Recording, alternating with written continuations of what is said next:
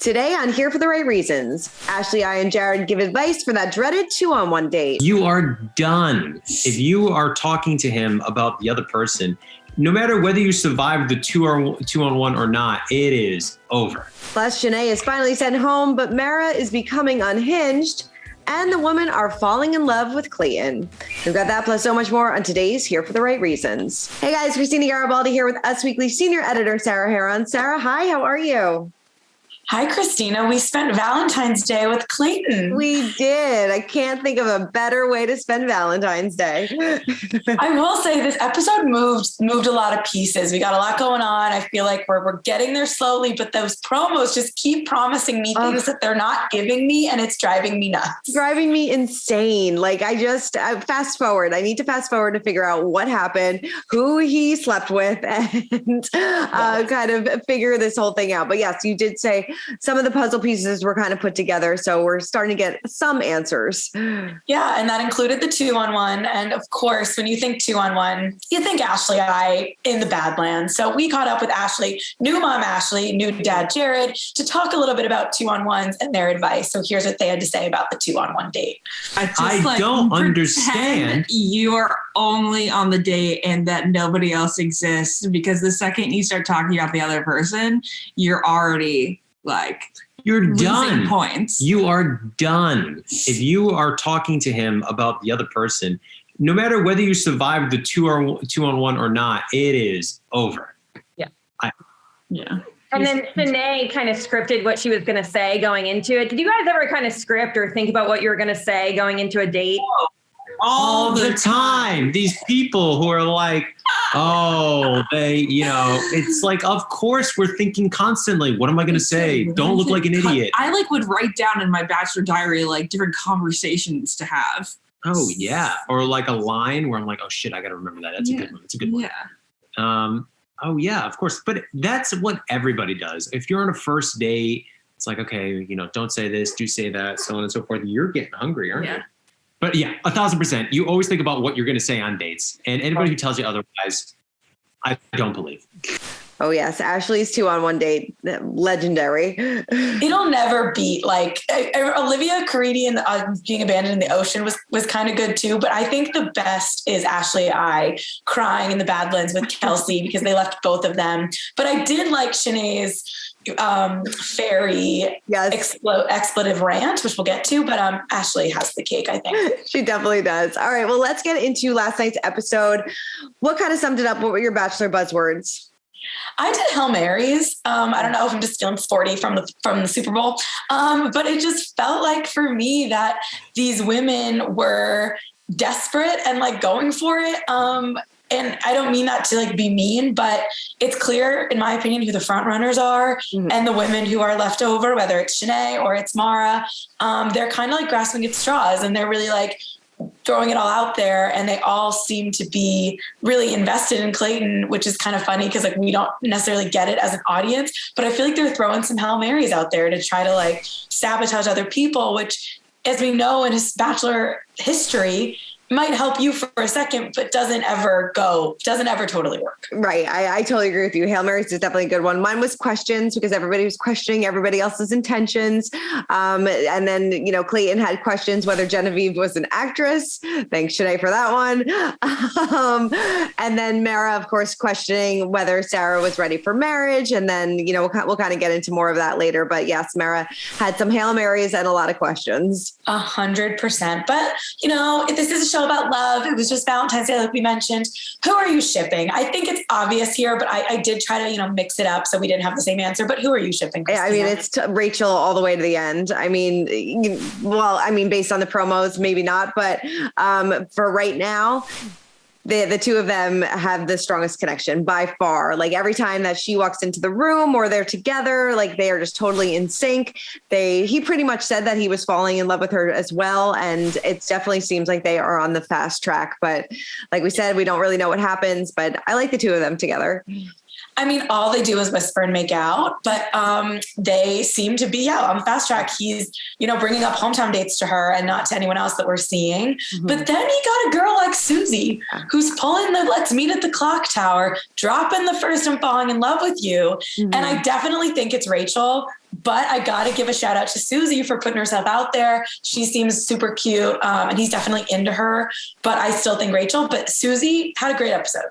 She did have a good episode. It's interesting to me because obviously we know that Susie did not make this date happen, that she did not go to the clock and the clock tower and everything like that. It's interesting why they decided to make Susie do this, you know, and like give her like a mini one-on-one date. So I don't know, maybe they just wanted Susie to get some more airtime, wanted us to like get to know her a little bit more. I don't know. It was interesting to me. Maybe it's like too obvious that it's Rachel even in filming. Yeah. So they're like, let's mix it up here. Or I think what I've heard is that like, if you want that one-on-one time, you want to go to that hotel room and you like are aggressive enough. I think the producers like will give it to you because it's good TV, but it's like, will they give you a ambush at a hotel villain edit, or will they plan for you to meet like in the dark and have this like moment? Like, I think that's where the disparity is, but I think they like when the contestant wants to go off the beaten path. They can't do it for everyone, obviously, but I think they knew Susie would be a player. Oh, definitely. Yeah, no, I liked her a lot. I do. All right. So the show is all about a good one-liner. So who'd your line of the night go to? I mean, it's not really my line of the night, but like, I just need to bring back up Clayton saying, "Are you an actress? Are you lying to me?" He's not very good at the like subtle, we need to talk about what went down thing. And he comes off a little bit accusatory. Yeah. And I understand why maybe he did it in front of Shanae with Genevieve, because like then Shanae couldn't like deny it. I don't know. But the whole thing was just so like blunt and abrupt. And I felt so bad for Genevieve, but I thought she handled it well. I thought she handled it really well too, because she was like, I cannot believe that this girl just pulled a fast one on me like this. And now Shanae's the actress in all of this. I mean, I felt really bad for her, but she handled herself well. There was a like in the back of my mind, I was like, I can't believe that he's going to keep Shanae. I really thought that he was going to do it. Yeah. And then I really thought that he was going to keep her, but he didn't, thank God. And we can move on from that drama. Yeah, she's just so unhinged, which kind of brings me into my thirst. Mm-hmm. Sorry, you didn't get your quote. Yeah. Oh no, it was just, I don't even know who said it, but it just said, somebody said, feels really good not to be a loser. So I just thought it was funny. That was funny. Was it Genevieve? I think it might have been. It might have been, but it was just a funny line that kind of stood out to me. That was a good line. Yes. That was a good line. But Thirst, staying with that 2-on-1 date, Shanae, one, cheering for herself and like #tears, was just so thirsty and a lot. But just also the actress thing, she literally admitted last week comparing herself to Meryl Streep. And now she's trying to accuse someone else of being an actress. So I can't decide if this is all like pieced together and like they're messing with us or like the editing, or if this girl is literally just like not even realizing she's like a walking contradiction. She's going to sound so horrible. I don't know if it's both, but like, it was so confusing to me because last week she was literally like, I'm Meryl Streep. And now she's like trying to go to Clayton about the acting things. And it's in her confessional. So how is this going to work out when they can confront her when there's like full quotes? I don't know. Right. Yeah. And she basically said that she scripted what she was going to say going into a meeting with him. She's just, I don't know. I mean, I definitely feel like she's one of the top 5 villains that we've ever had on The Bachelorette. Like, she really is a terrible human being. And I wonder if they will bring her to paradise. I'm sure they will, because she'll probably make for decent TV, but she is just a terrible human being. I did see a lot of people tweeting last night, don't let Shanae come to paradise. Let's boycott paradise if she comes. And Mike Fleiss, the creator of the show, responded like, that's crazy talk. So it would be interesting if this was a villain that people drew a line in the sand and were really like, I don't want to see her again, and they listened. But I have my doubts. And if Shanae is down, which would be more confusing to me after how this is airing, and I can't imagine the messages she's getting, to want to do this again, but I would be shocked if we didn't see her, right? Oh, I'd be shocked. And, sometimes when the villains go on Paradise, it's like a redemption story. We saw it with like Crystal, we saw it with Thomas, and I mean, they weren't as terrible as Shanae, but maybe she'd want to turn things around and make people think differently of her. Yeah, we'll see. What was your thirst? I mean, the Mara and Clayton conversation when she was just, kind of throwing Sarah under the bus and, trying to make it seem like she was there for the right reasons. Sarah's not. She was just because she's young. She's not ready to get married. It was so uncomfortable. And like you said before, it's like she's like throwing Hail Marys, throwing darts on a wall, hoping something will stick. And it was just seemed really desperate. Yeah, it was desperate. And I didn't like the part when she was like, you said you wanted someone flirty. You said you wanted someone who's going to be a good wife. Like she was naming all these things. And she's like, I've done that. So where's my like validation? It's like, it doesn't mean he's in love with you. Right. Yeah. It doesn't mean that you're going to get the rose. It doesn't mean that you're going to get that one-on-one date. I'm surprised that she's even made it this long, but yeah, it was very, very uncomfortable. Totally. And that kind of goes along with my cringe was just when Clayton said to her, I'm trying to connect the dots, talking about, and it's like, Clayton, like, dude, her and Sarah were feuding at this roast about their ages. She's talking about age. Like, it was so obvious. I know he doesn't see the same things we see, but it was so obvious to me that he was talking about Sarah. And it's just like, Clayton is he's having a hard time following this process. He really is. There's like nothing really there. I mean, we've talked about it last week on the show where he's just not giving us anything. Sometimes I feel like he says like 3 words in the entire episode and we know nothing about him. There's really no emotion there. He's not really kind of there for the girls when they needs to be. He's just there to give them a kiss and send them on their way. Yeah. And then his eyes just like light up around like Rachel and Susie. So it's just so obvious. So it's like, why are we even giving, like, I understand Mara is part of this show. So in the moment she thinks she has a chance, but it's just so obvious to us that she doesn't, that it's just like, what are we doing here? Right. You're so right. I think like we can probably probably the top 3 now would it be Gabby, Rachel and Susie. I mean, and send the rest home pretty much. Basically. What was your cringe? I mean, Teddy opening up about being a virgin, really sweet moment. But when Clayton's like, I would have never known. It's just like, what does that mean? What does that mean? I felt so uncomfortable. I totally agree with you. Like, what does he think? Like, I get it. And I think Clayton means well. So it's like, we're giving him a hard time. I think he is a genuinely nice person who didn't have that much time on Michelle's season, doesn't know how TV works, and is overwhelmed, which a lot of leads are. But in that moment, what I guess he was trying to say was, don't feel insecure about it. Like, you're beautiful. I'm sexually attracted to you. It's okay. But what he said was, I wouldn't know, which implies that like virgins all look a certain way. Like, it doesn't make any sense. And I know he didn't mean harm, but like, damn, Clayton, that was cringy. Yeah, it was so uncomfortable. I like literally laughed out loud during that moment. I'm like, this is a very serious moment. She's like telling something that she's probably about her mom, like everything. And I like literally laughed out loud. I'm like, I cannot believe he said that. Oh, Clayton. Oh, Clayton is right. All right. Front runner. Who you got? I'm going to go with Sarah this week. I'm going to give my rose. Our rose. It's like not our front runner, but us weekly rose. Yes, our rose. I'm going to go with Sarah. I felt really bad for her because Mara just, like we said, threw her under the bus, and she really had no idea that this was coming.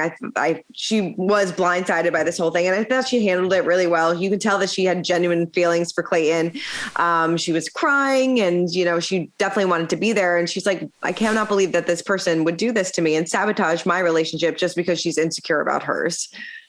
Yeah, I agree. The one thing that was interesting about Sarah, though, was like she really flipped that switch at the end after like the meltdown. Then she was like out for blood, and part of me gets it. And she definitely like justice for Sarah. But then in the promo, it almost looks like it wasn't just Mara who was like on this Sarah train. And I don't know if the other girls are jumping on because they're starting to feel threatened by Sarah. She got the first 2. She got 2 one-on-ones. Clearly, maybe they like see them making out or something. Looks like that makes Rachel spiral. But at first I was like, yeah, Mara's making this up. But then that promo made me think, okay, maybe it's not just Mara. But then it's like she had it out for her anyway because of their age difference. So I don't know. I definitely think Sarah is getting a short end of the stick somewhere here. We're just going to have to see how it plays out. Oh, can't wait. I can't wait. How about you? Quick little shout out to Gabby for chugging that champagne after Shanae went home. One, I can't remember the last time we saw like a house celebrate so intensely of someone being eliminated. I mean, some of them were crying, like of relief. They were cheersing, they were toasting. It was so obvious. There was not one like, guys, this is me. Not that they would maybe show it, but it felt like, wow, okay, maybe Shanae is that bad because not one person in this house likes her. Like it was weird. But Gabby chugging the champagne made me laugh.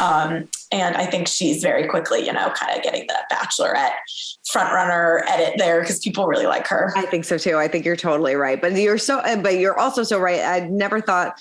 I feel like even in past seasons when there is a villain, they at least have like 1 or 2 friends. She did not. And they don't show, even if they don't show their friends, they don't show everyone like cheering, like, unless it's like week 1 with like Waboom or like the guy who told Claire that she was old, like those people maybe because it's so early, but someone who's like been on the show with this consistent narrative. I can't remember last time we saw like a champagne toast. I love it. I love it so much. All right. Who are we seeing? Who do you want to pack their bags? Who do you want to send home? Anyone who isn't, well, I put more of them on here, but really anyone who isn't Rachel, Susie, Gabby, or I think Serena might be my top 4 choice. So like anyone else, like, you know, Sarah, you're giving us a little bit of drama, Mart, Teddy, whatever. It's just, to me, it's getting to the point where it's hard. Clayton's not very good at faking the connection. So I think the final 4 feels so solidified to me. Really, the final 2, final 1 feels like it's Rachel. So it's hard for me now to suspend belief.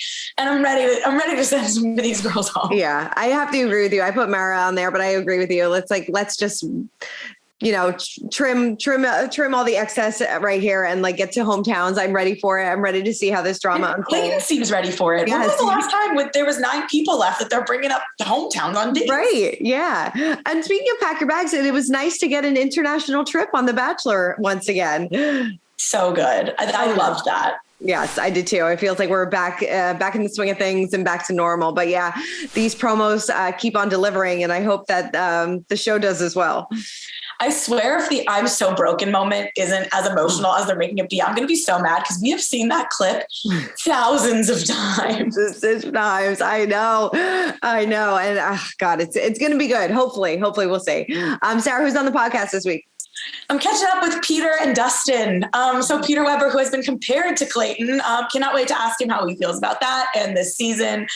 So yeah, Peter and Dustin, the bachelors in the city themselves. It's going to be a good one. Definitely. All right. Well, thank you guys so much for tuning in. Make sure to check back every Tuesday on Us Weekly's YouTube channel for Here for the Right Reasons. Keep commenting, keep subscribing, and we'll see you guys next week. Bye. Bye.